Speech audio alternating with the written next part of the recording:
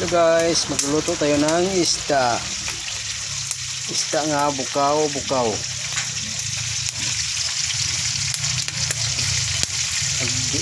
Bumili ako ng 7 kilo guys. 7 piraso.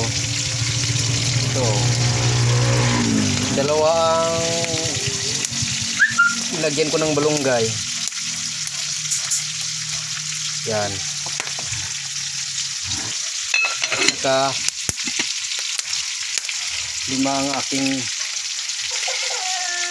minantikaan.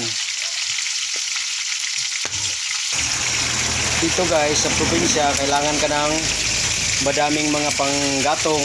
Dito guys. Kasi laging umulan dito. Kailangan ka na mag-stock ng mga kahoy. Hindi ka na mahirapan.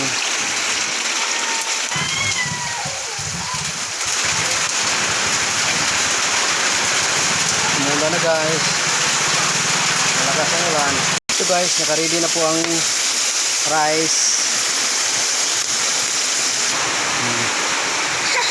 Short video?